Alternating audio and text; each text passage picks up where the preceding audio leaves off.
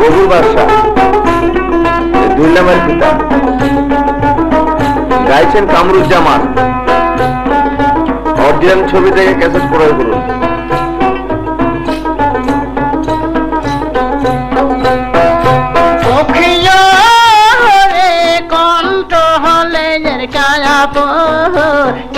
গুণ লাইলি রে লয়া যামো তায়া দেখিল রে ঢালুয়া খোয়বা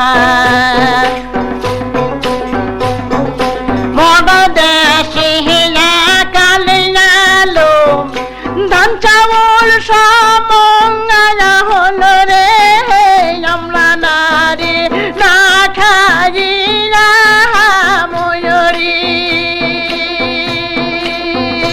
ও কি রে কন্ট্রোলের কালাব কিরা গুণ লাইনা গাইলি রে লয়া দামো তায়া দেখিল রে ঢালুয়া খোয়বা ইন্দ্র ছিল দান বাদ ভাইয়ে কি কাম করিয়া লাই দেখো এখন জঙ্গল দেখে যায় আদম ধরিতে দেনে পিছিয়ে ময়না ডোটে ধীরে ধীরে পৌঁছিয়া যায় দানব এখন এই জায়গায় করলো কি ভাই সেই গ্রামের জঙ্গলে ঠিক 3 ঘন্টা রাত থাকতে পৌঁছলো। দানব দেখে রে এতগুলো তাম্বু টাঙ্গানো আদমের সারা শব্দ নাই, এর ভিতরে আদম আছে কিনা আমার একটু দেখতে হবে। ভাইরে এখন দানব গাছত থেকে নামছে, নামে দেখি বহুত আদম শুয়ে আছে। ভাই ওগুলো আদম লয় রে, ওগুলো খালি হাঁটু ভাঙ্গা দ মনে হয় বেড়া ঠেলা আদম, কিন্তু পরীর সাথে একটার রূপ কিন্তু মিলবি না। শেষ লাস্ট বর্ডারে দানব যা দেখে একটা আদম আছে অন্ধর, একদম অন্ধকার তাম্বুতায় শলক হয়ে আছে আদমি রূপী। দানব ওটে দেখেও দেওজাত পাগলা হসে বারে যায় মানুষ ধরে খায় রূপেতে। তখন চিন্তা করবে লাগছে, হ্যাঁ ঠিক এই আদমের দরকার।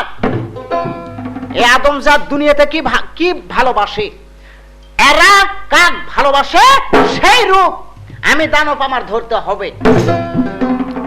দেও তখন চিন্তা করলো আদম জাত সত্যিকারই ভালোবাসে এরা ঘোড়া যায়, ঘোড়ার উপর চড়ে এরা বেড়ান কুড়ান করে, ঘোড়ার উপর চড়ে এরা ব্যবসা বাণিজ্য করে, আত্মস্বজন কুটুম্ব যত যা সবার বাড়ি যায়। তাহলে একটা ঘোড়া রূপ ধারণ করতে হবে, তাছাড়া আদম ধরে পাবো না। ভাই এখন ওই জায়গায় করলো খিরে দানব ওই শালা দেওজাত একটা ঘোড়া রূপ ধারণ করলো, বিরাট ঘোড়া, হরিকালি ঘোড়া যাক রাত ফজরের আগে ঠিক মাঝখানে জঙ্গলের দাঁড়িয়ে আছে, ঘোড়া রূপ ধরে থাক। এখন গোপুর বাদশাহ সৈনিক ডাকিছে, সৈনিকগণ শালারা কাল সন্ধ্যাকালে শুয়ে পড়ছো, হ্যাঁ খাদ্য খাওয়া করে, হরিণ শিকারের কোনো কথাবার্তা নাই, জঙ্গলটা ঘেরাও করলাও না পারে। গোপুর ডাকে রে, কিন্তু কেউ আও করে না, ডাকের জবাব দেয় না। গোপুর অতগুলো লোক কি করে ডাকে তোর?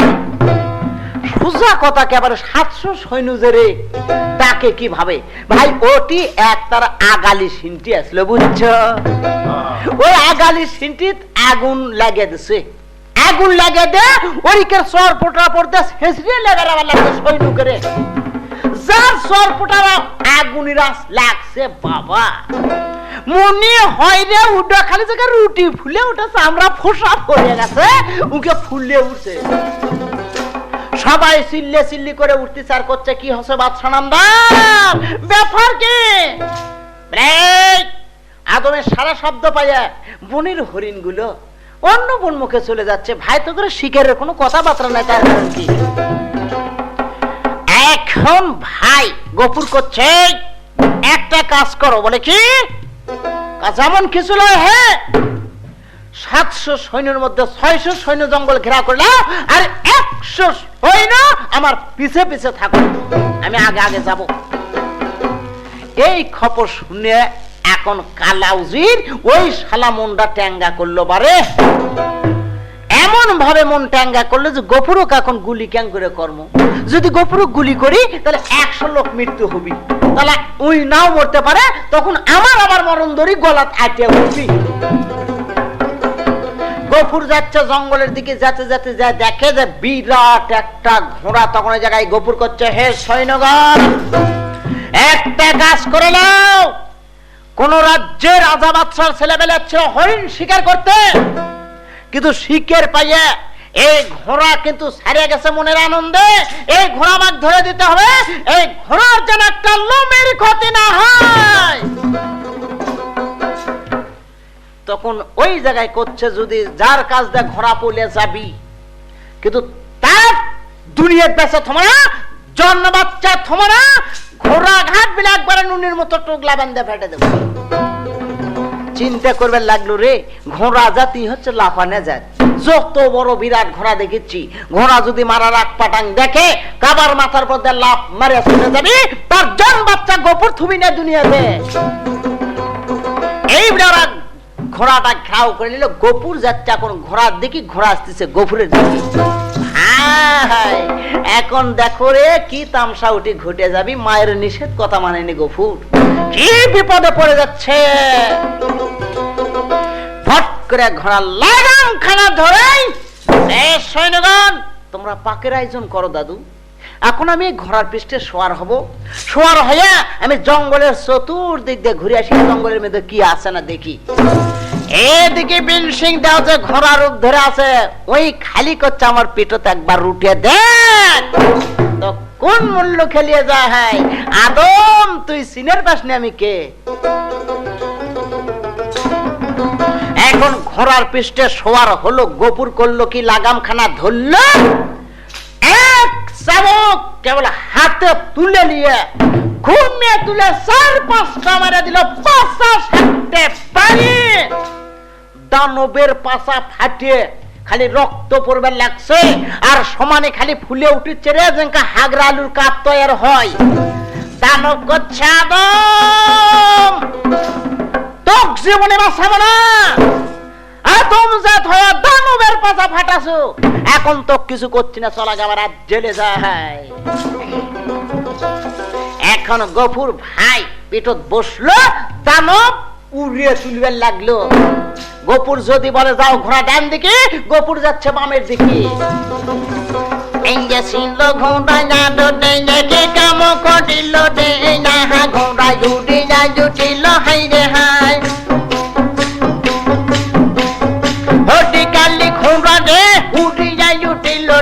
মেঘের দিকে খালি কমা যায়,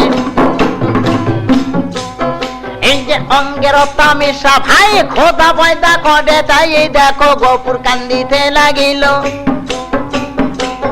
ঘোড়া কমায় আসমানে দেখিনে, আহাজ আল্লাহ তুলে নিয়ে যায় রে।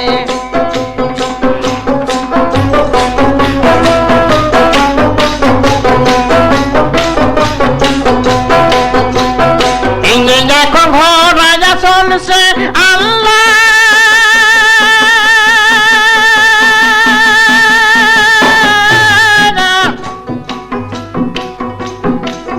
যাচ্ছে ঘোড়া বহলে রে, যাচ্ছে ঘোড়া যখন হাওয়ার বেগেরে উড়ে গফুর বিপদে পড়িছে। এই গফুর চিন্তা করবার লাগলো, হায় আল্লাহ আমার মা যেন স্বপ্ন দেখছিল, স্বপ্ন বেন ঠিকই হলো, এটাই সেই আগুন, এটাই আমাকে ধরলে যাচ্ছে দানবের দেশে দানব। এই ঘোড়া হতে পারে না, কারণ এই যদি ঘোড়া হয়, আমি যাতে বলি ডানের দিকে, ঘোড়া কেন যায় বামের দিকে, উড়িয়ে নিয়ে চলে যাচ্ছে কি সহজ। ফট করে জায়গায় গফুর একটা পত্র লিখলো, রে ভাই কালাউজি, আজ থেকে রাজ্য ছাড়া হলো ভাই, আজ থেকে তোরা আমাকে কেউ দেখতে পারবো না রে, আমার দানব ধরে যাচ্ছে, আজ তুই কালাউজির তুই বাড়িতে উজিরগিরি করিস, আমার মা আছে তাকে মা বলে ডাকিস দাদা, আর আমার ভাই আছে রে তাকে ভাই বলে তোরা কোলে তুলে লেস, আমার দুটো রানী থাকলো তাকে তোরা নিজের মায়ের পেটের বোনের মতো ভালোবাসি। আমি আর কোনোদিন মায়ের কোলে ফিরবো না রে কালাউজি। ওখি ইউহুজি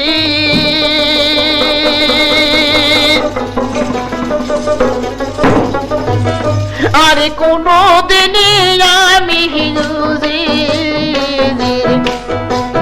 ভাই না ফিরি মহলা রে থাকলো সোনা তন ভাই রে তোরা কোলে রে তুলে আমার মাকে নাম মায়া বুলা ভাই তোমরা আবার দাগে সাহারি গেটে রে দুটা রানী থাকিল তোরা রে মায়ের পেটের বোনের মতো দেখো এসিল কয় পালের লেখা আল্লাহ এসিল রে ধরে চলে গেল। ওই পত্র গোপুর লেখে পেটে দিছিল। শালা কাপের কালাউজিরের মুখের আগে পড়ে কাপের কালাউজির করছে যাক রাস্তা ডন ক্লিয়ার যাকে বলে একবারে আসলো কুবুদ্ধি সুবুদ্ধির লেখ পেলো মরণদরি গলা তুলে নিয়ে ওই দানবের পৃষ্ঠে উঠে দানবক ধরিলে চলে গেল। এখন সৈন্যগণ আমার তোরা 7 মুল্লুকের বাদশা বলে যদি মানে লিচ্ছ হে এই যার 100 টাকা বেতনের চাকরি তাক দেবো 200 টাকা, যার 200 টাকা তাক দেবো 400 টাকা, ডবলের ডবল বেড়ে যাবে। খালি শুধু তাই নয় চকিদারি ট্যাক্স মাপ, জমির খাজনাও মাপ। বাপরে আর বাপে জানবো করে ঠিক আছে ওই শালা কাপের কালাউজিরের সবাই মত কিন্তু যাই ঘোড়ার ঘাস কাটে উই মত লয় কি এ কালাউজির সাবধানে কথা কোস তোর মা সত হবো না রে শালা আর বাপে যেমন করিয়েছে গেছিল। গফুরের এখনো ভাই আছে সনাতন, উই হবি 7 মুল্লুকের বাচ্চা, তুই কিসের বাচ্চা রে? আর এদিকে কাপের কালাউজির করছে গফুর কি কয়ে গেল তা শুনছো তো তোরা সবাই? বলে হ্যাঁ শুনছি। বলে কি শুনছু? বলে গফুরের ভাই আছে তাক ভাই বলে ডাক বের করলো, গফুরের মা আছে তাক মা বলে ডাক বের করলো, আর গফুরের 2টা রানী আছে নিজের মায়ের পেটের বোনের মতো ডাক বের করলো। কালাউজির করছে শালারা কথা ঠিকই তোরা শুনছো হে, কোনটা ঠিক হচ্ছে তা জানিস? গফুরের মাওক মা করে ঠিকই ডাক বের করবে, এটা তোরা ঠিকই শুনছো বুঝছো। আর গফুরের ভাই আছে তা কারাকারি কয়েদখানায় বন্দি করবে কছে, আর গফুরের যে ছোট রানী আছে শালারা তা বিয়ে করবে করলে হে তা কি শুনলো রে? আর শালারা চলো বাড়ি মুখে আগো হাঁটো। এখন কালাউজির ওখান থেকে বাড়ি মুখে চলে গেল, যাইয়া ভাই গেটও দাঁড়ালো রে। এখন গফুরের রানী গফুরের মা গফুরের ভাই সংবাদ পেলে যে আমার ময়না গফুর এসে গেছে। গফুর গফুর বলে মা দরজায় দাঁড়ালো আসে, বাবা গফুর রে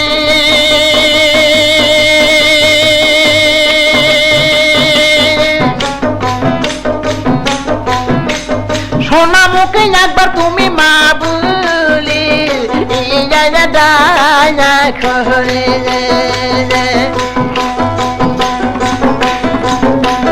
বাবা গফুর রে সোনা মুখে একবার তুমি আম্মা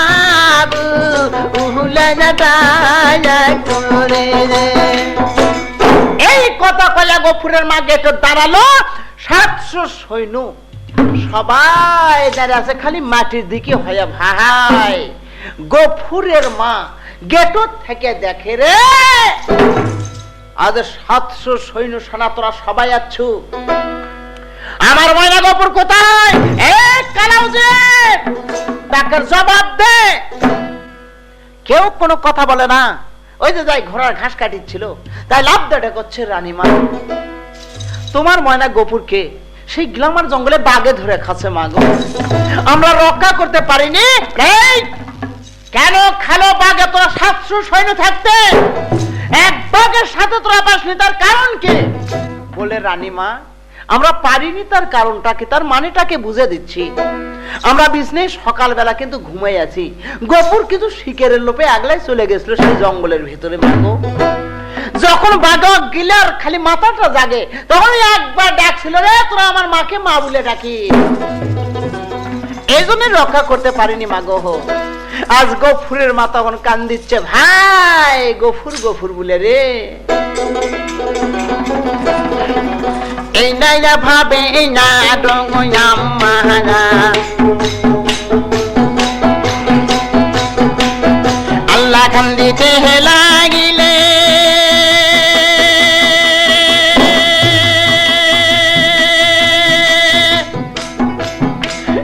কোথায় বাবা গফুর তুমি রে, একবার আমারা বুলা ডাকসা আদন গো আহাতে প্রাণী ময়না রে, তোমার সোনায়া মুখের বাণী রে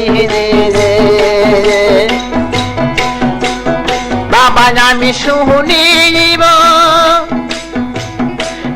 তুই নিষেধ করছিস বাবা, তুমি যাইও না শিকারি গো কান্দে গহপুরে রাম্মা দরদি রে, আর গপুরে রোজ ভাইর কান্দে, আমার কোহতায় প্রাণীর ভাই, ভাই ভুলি জানা কোলে এলে রে, ভাই একবার আমাকে গো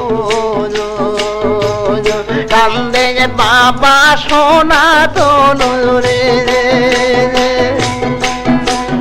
বড় রানী কান্দিয়া বলে রে আমি পতি সারা হন, আজ স্বামী বলে গো আল্লাহ কাকে ডাকি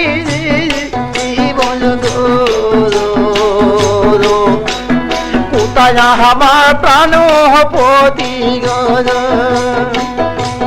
পতি রে, যাবার কালে একবার তুমি রানী রানা ডাকিলে।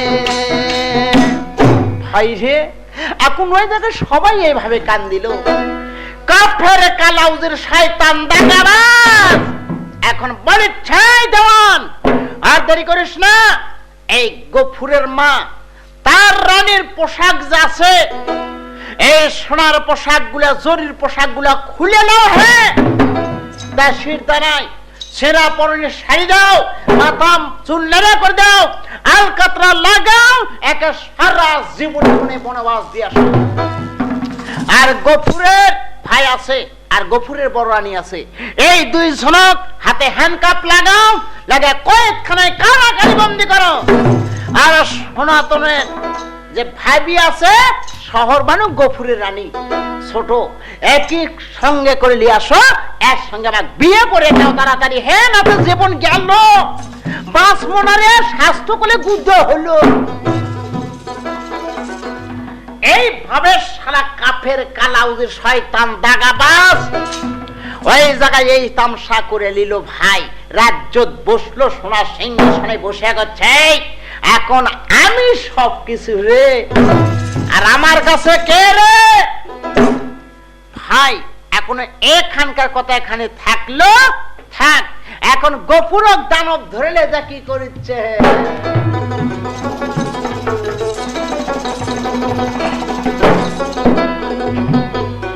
এই না বলে জানো কি কাম করিল রে, দেখো দানব উড়ে চলে গেল, হায় রে হায়। দানব চেতই না রে উপস্থিত হলো রে, পাহাড় নদী লালা খাল বিল ভাই ধরিয়া ছাপিয়া যায়। ধীরে ধীরে না রোডে দেয়ের মুল্লুকে রে সাইয়া এখন নামে বলো নারো ছিল ঘোড়ার উপরে দানব হলো নারো রে আদম কিন্তু ভয় করিল নারো হ্যাঁ ছিল দানব জাত একটা ঘোড়া হয়ে ও রাজ্যে পৌঁছে বিরাট একটা দেও সাজলো রে আসলো ঘোড়া হলো একটা দেও জমিনে পাও তার আসমানে মাথা গফুর দেখে কান দিল হায় আল্লাহ এটা কি রে এই ঘোড়ার রূপ হয়ে আসলো আর মুখ কুঠি মাথা কুঠি তার চিন্তাই না এটা কি দাঁড়ালো আল্লাহ তুমি কেন আমাকে এই দানবের হাতে তুলে দিছো খোদা ফট করে সিং দানব ওই যে দেয়ের সর্দার তখন চিন্তা করবার লাগলো এই আদমকে যে আমি ধরে নিয়েছি এখন মানুষ রূপ ধারণের কাছে না করলে এই ভয়ে এমনি মৃত্যু হয়ে যাবে ফট করে একটা মানুষের রূপ ধারণ করে ওরা সেকেন্ডে সেকেন্ডে সবকিছু রূপ ধারণ করতে পারে সারা দেও জাতেরা আর যে দিক দিয়ে যায় ওরা কিন্তু গাছপালা উঁকড়ে ভাঙ্গে বাড়ি ঘর চুরমার করে থুয়ে যায় সালে দেওয়া যায় তখন ফস করে একটা মানুষ রূপ ধারণ করে গেছে আদম দেখলে এটাই কিন্তু দেয়ের রাজ্যের দেয়ের বাড়ি আমি 700 দানবের সর্দার আমার কথা মোতাবেক দানবেরা উঠা বসা করে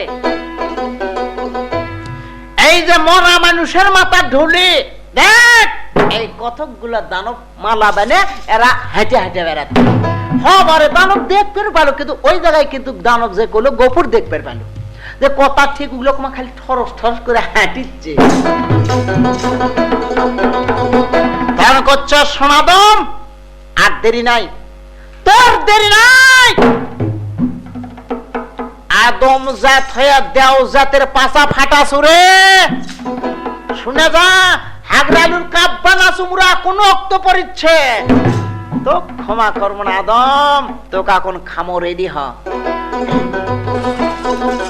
গফুর তখন চিন্তা করবার লাগলো হায় আল্লাহ দুনিয়া থেকে তো আমি বিদায় হচ্ছি তাহলে এই দানব খাওয়ার আগে আল্লাহর একটু নামাজটা আমি আদায় করে লই বলে দানব তুমি আমাকে খাবে তোমার কাছে জোর প্রবোধ করলেও কিন্তু আমি পাবো না কারণ তোমরা দেও জাত দুটো মানুষ দরকার তোমরা একসাথে গিলিয়ে খাবা তবে আমাকে একটু সময় দাও দানব আমি আল্লাহর একটু নামাজটা আদায় করে লই বলে বেশ নামাজ কি জিনিস এবং আমরা দেও জাত জীবনে দেখিনি এক্ষুনি তুই নামাজ পড়লে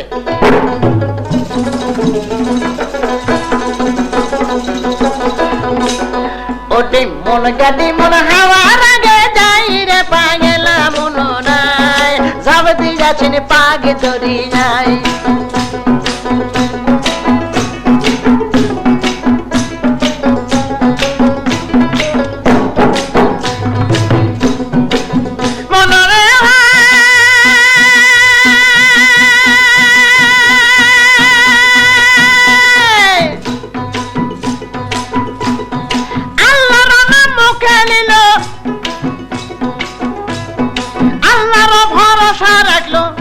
এখন গফুর কান্দে দানবের ঘরে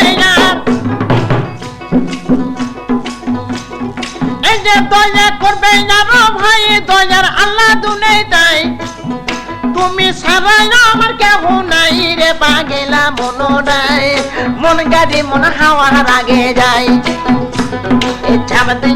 পাগে ধরি নাই রে মুমিন মুসলমান যাই চলে যাই মুহারামের সান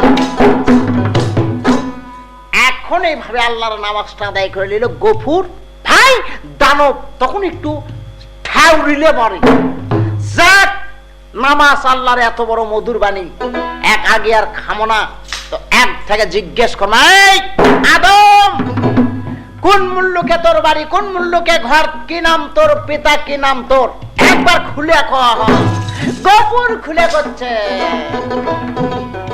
এই যে বেশি রাজ্যে বাড়ি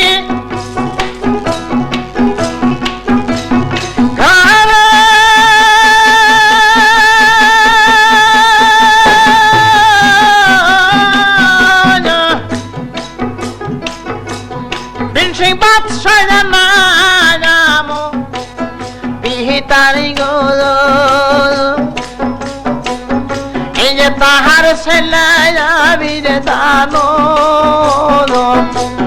নামে আমার গপুর বাদশাহ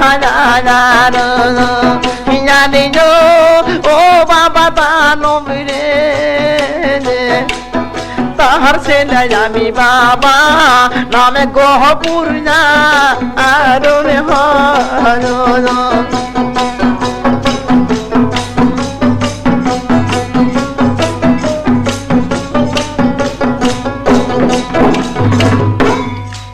এই কথা যেমন করলো দেও জাত তখন করছে আদম শুনে যা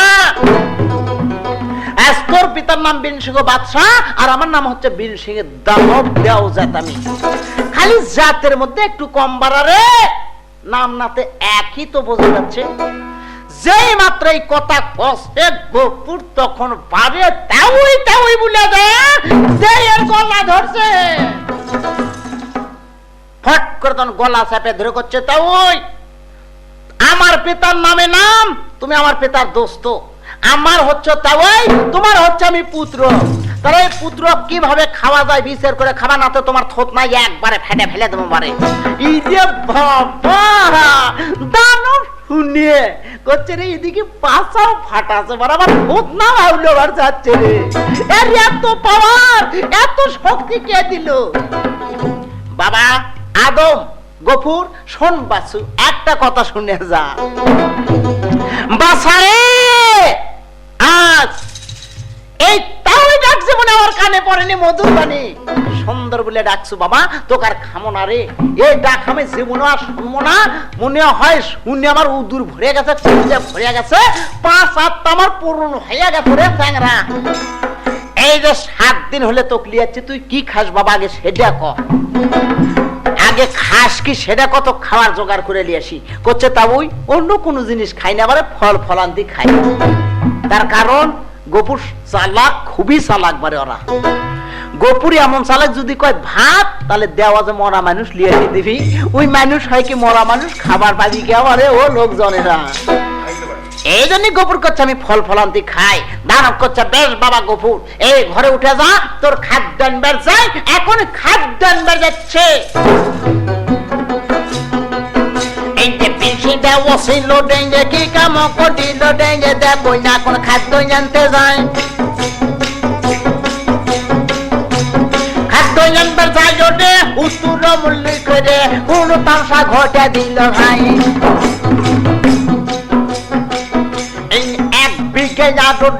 আমি বাগানো রে সেই বাগানে দাম দাঁড়ানো সেই বাগানে ভালো রে দানব দাঁড়ানো রে আম ফল চোখে যে দেখিল এক এক দিয়ে ভাই গাছগুলো উখড়ে লাই ওই শালা দেও যাত আরো এক বিঘে আমি রে বাগান আই উখড়ে তুলু উলের লিসে গোন দানব সাদ ভাই একটাও তুলো না বাগানে রে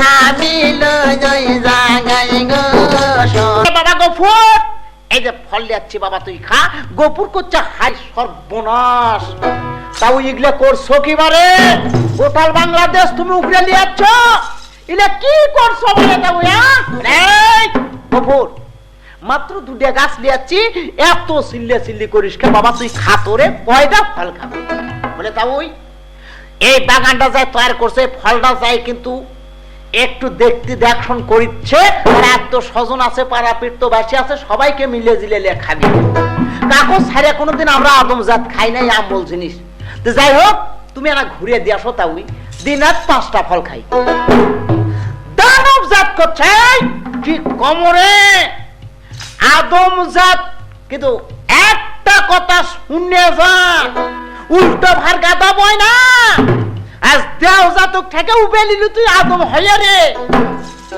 এদিকে পাছাও ফাটাছু বাড়ি মেরে সোজা কথা সে আগো আছে গেল বারে যা বাগানটা ঘুরে এমন জায়গায় দিয়ে চলে আসলো এখন আশা করছে বাবা গফুর যাব পূর্বের দিকে, যাব উত্তর দিকে, যাব পশ্চিম দিকে, দক্ষিণ মুন্ডুকে জান দেশ নে রে সাংরা স্যার, হাত পাও কারবার করে যাচ্ছে।